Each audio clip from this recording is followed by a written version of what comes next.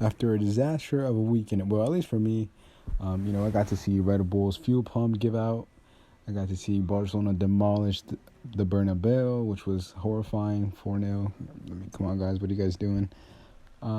But things can get better with today, with a Mexican win, or it could get a much, much worse with an Aztecazo. Hopefully, it does get better. This is the last World Cup qualifying window, and it's going to be a good one as Mexico looks to punch a ticket to Qatar and complicate the U.S. men's national team qualification process. And as always, I'm Derek with the warm-up. Here we go, guys.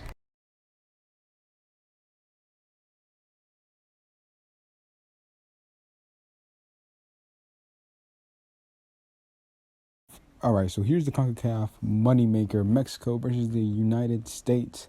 Big match for both of the teams as Mexico looks to snap their 3-game losing streak against the U.S.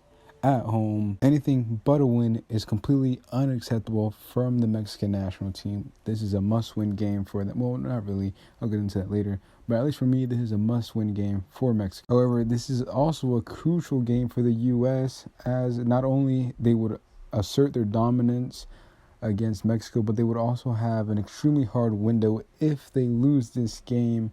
As we know, they will be playing Costa Rica and Panama, which are 3rd and 4th in the qualification. So if they lose to Mexico, stuff can get ugly for them really quick. Let's go on to the injury report. Both of these guys will be missing. Both of these squads will be missing quite a few pieces, especially the U.S. U.S. has some essential players missing, such as Weston McKennie, Serginho Dest, Brandon Aronson, and Matt Turner, which it's funny, the Matt Turner thing, because he got injured while playing in the negative 15 degree weather, which was absolutely unplayable back in Minnesota. And before I go off into a little more analysis, why doesn't Mexico play at 12 p.m. like they used to, man? I mean, I get that is a better time for commercials and ratings and whatnot, and also get that the players may not be used to these conditions of Mexico City, thin air, the hot sun. But this is one of your only advantages that you have, and you decide not to use it. I don't understand why not, but it's not my decision, not my call. So that's just my 2 cents on it. But yeah, back to the game. Mexico's injuries are as go. Pizarro, Orozco, Funes Mori, Dominguez, Guardado, and I think Nestor Araujo is also out. He's not feeling 100%. So that's a pretty key absence for us. Nestor Araujo. He, in my opinion, is our second best center back. Now, arguably, you can make an argument for that. Many people may disagree with me, but in my opinion, he is our second best center back at the moment. Some losses on one end. Mexico probably gets a little more benefits as they lose Pizarro, Orozco, some of these troncos that, have no place at the selección. So, honestly, I'm not complaining about some of them, but Araujo is probably the one I'm really worried about. Those are the injuries. Yeah, guys, so those are the injuries. Nothing, pretty standard stuff right there. But here's the lineup. Gibran Araige leaked this or reported this. I'm pretty sure he's pretty reputable. Last time he leaked a lineup, it was right on the money. So here it is, guys. Again, the classic 4-3-3 from Tata Martino. Jimenez, Lozano, Corona up top. In the midfield, Herrera, Charlie, and Edson Alvarez.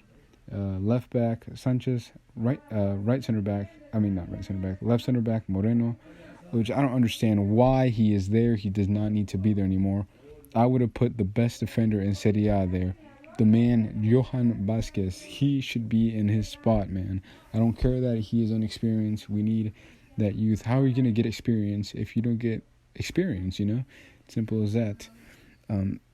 Maybe I'm exaggerating on the best Serie A center back, but he's pretty solid. He's one of the best in Serie A, so he should be a starter in the selección where you're competing against Moreno, Montes, and Araujo. You're probably the best center back out of the 4, and you're not on the starting lineup. I don't understand. Montes, again, I have no issue.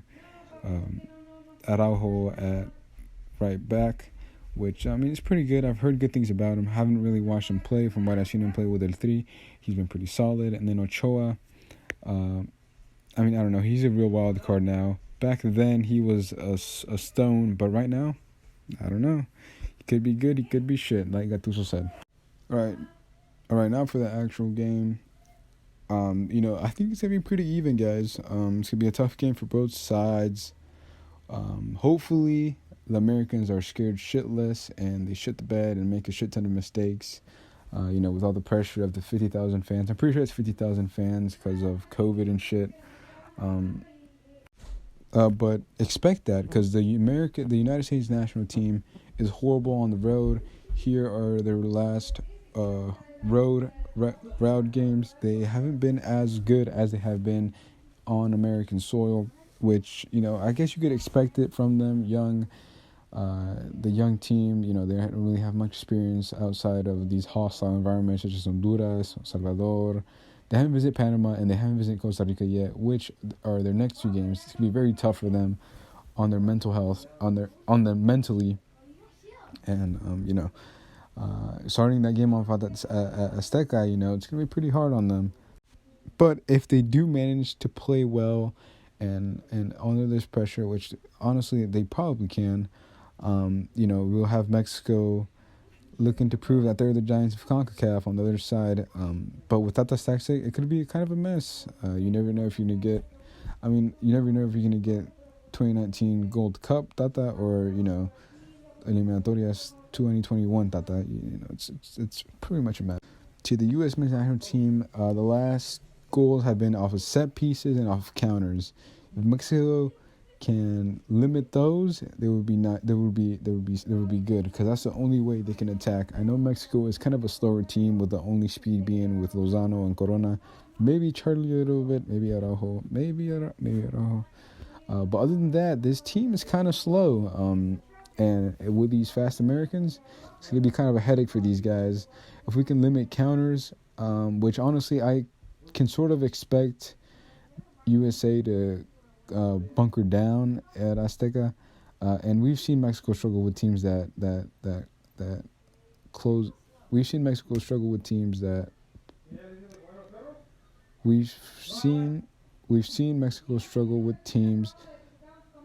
We've seen Mexico struggle with teams that play bunker ball. It's horrible, man. They can't put it together. It's horrible. It's horrible to watch. And if USA does that and they counterattack well with their fast players, I think Mexico might be in serious trouble. But if the U.S. are attacking, pressing high, or not too high, because too high then Mexico loses their heads and it's a complete mess. But if it's like a solid game, I could see Mexico squeezing this one out. We've seen over the eliminatoria that Mexico plays better against teams that attack them. It's I don't know why. If someone is bunkered down, you're most likely going to score, and just Mexico cannot do that, which really annoys me. But we move on to our key players, which I think are going to be Tecate and Hector Herrera. Those guys have been playing lights out over there in Europe with their respective teams in La Liga, and honestly, if they could do that here with Mexico, probably have the game in the bag. Like I said earlier, if the United States team is kind of attacking us, we can probably get a result with these two. For predictions, I think it's going to be a tie, honestly. It's going to be a draw. Mexico's probably going to play this game not to lose it, because imagine if they do lose it, Tata's probably on the way out. So he probably wants to keep his job. So I would say they would probably play not to lose, as well as the men's national team. If they do lose, they probably get put in this tough situation where they have to play 3 road games against 3 direct rivals for the top 3 spots. And honestly, if they lose this game, they could very well choke and be knocked out of the World Cup qualifiers, which would be extremely hilarious. Hopefully that happens, but all right, guys. I'm sorry for the background noise if you guys are hearing it, but yeah, let me know what you guys think below. Shout out to the Reddit Liga MX. If you guys haven't joined it, go join it. It's pretty fun over there. And yeah, I'll see you guys next time. Hopefully for the game against Honduras. Yeah. Take care. I'll see you guys next time.